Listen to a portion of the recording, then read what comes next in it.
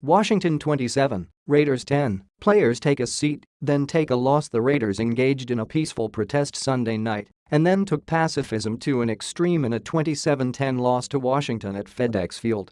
Most Raiders players, arms interlocked and faces deadly serious, did not stand for the national anthem in a form of protest against racial oppression that took different forms throughout the NFL.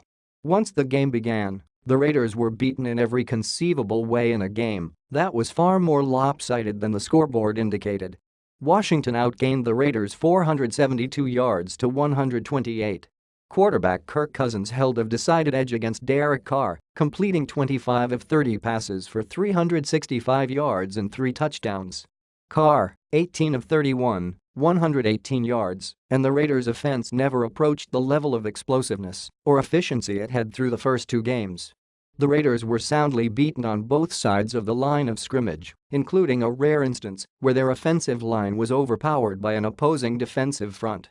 It delighted a home crowd of 77,123, which at times broke out in a USA chant aimed at Raiders pre-game anthem protesters, although Washington had some players taking a knee as well.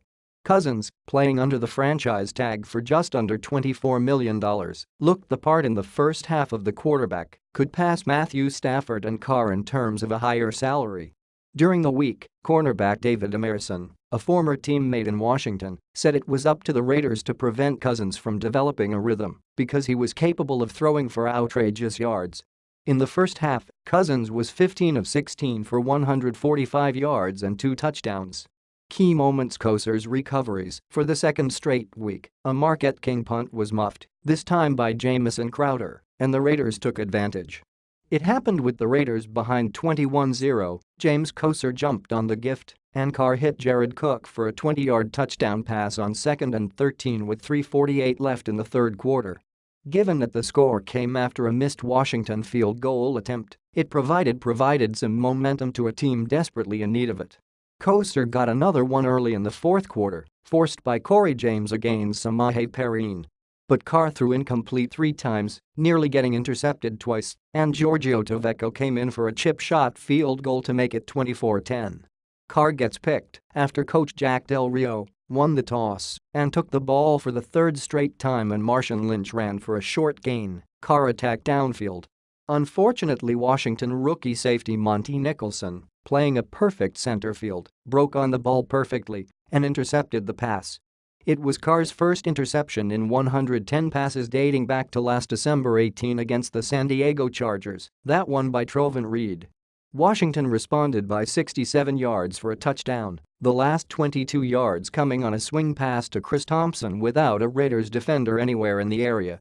Carr gets picked 2 on 3rd and 1 from the Washington 48, and the Raiders, hoping to awake from their offensive slumber, Carr took another downfield shot and paid the price.